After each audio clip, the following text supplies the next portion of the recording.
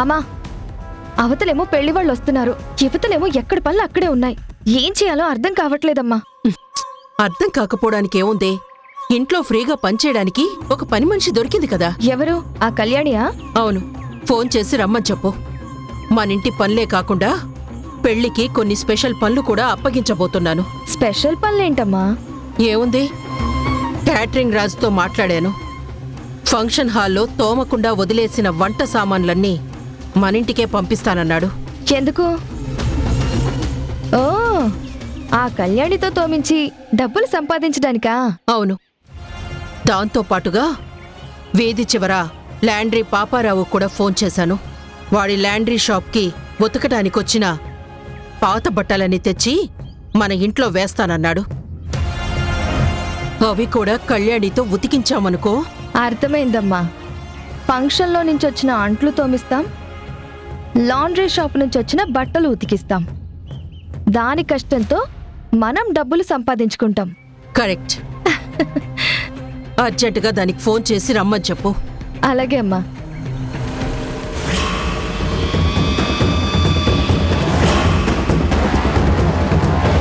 పర్వాలేదే, కళ్యాణికి తనకి పడ్డ పనిష్మెంట్ బాగానే గుర్తుంది. నాకు పనిష్మెంట్ ఇచ్చానని మీరు అనుకుంటున్నారు, విధి రాత ముందు తల వంచాను అని నేను అనుకుంటున్నాను. మీరిచ్చిన పనిష్మెంట్ నేను మర్చిపోయినా ఇచ్చిన మాట మాత్రం నేను మర్చిపోను. అందుకే ఈరోజు డ్యూటీకి హాఫ్ డే సెలవు పెట్టి మరీ ఇక్కడికి వచ్చాను. చెప్పండి, ఇప్పుడు ఏం చేయాలి? ఈరోజు మా తమ్ముడిని చూసుకోవడానికి ఆడపెళ్లి వాళ్ళు వస్తున్నారు. వెళ్ళి ఇల్లంతా క్లీన్ చేయి. ఒక్క నిమిషం, ఏం చెప్పారు మీరు? మీ తమ్ముడిని చూసుకోవడానికి ఆడపెళ్లి వాళ్ళు వస్తున్నారా? అవును.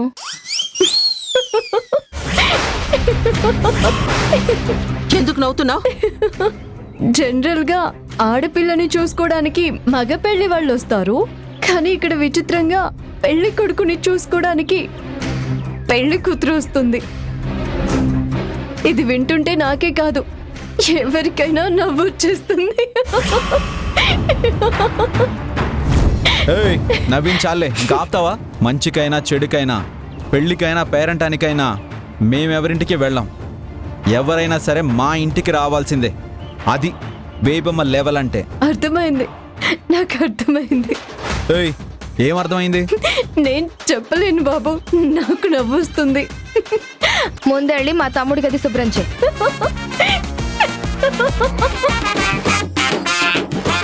అసలు తను ఎందుకు నవ్వుతున్నట్టమ్మా? నీకింకా అర్థం కాలేదా బామ్మర్ది? నీకేమర్థమైంది? అబ్బో, నా నోటితో నేను చెప్పలేనులే. ఆడపిల్లి వాళ్ళు మన ఇంటికి రావడం అంత పెద్ద దారుణం అక్క. వాళ్ళ మాటలేం పట్టించుకోద్దురా, నువ్వు వెళ్ళి స్నానం చేసి రెడీ అవ్వు.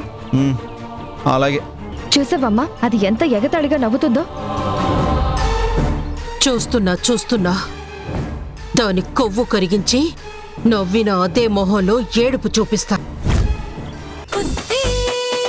కుస్తీ కళ్యాణి సాయంత్రం 6 గంటల 30 నిమిషాలకు మన సన్ జెమినీలో.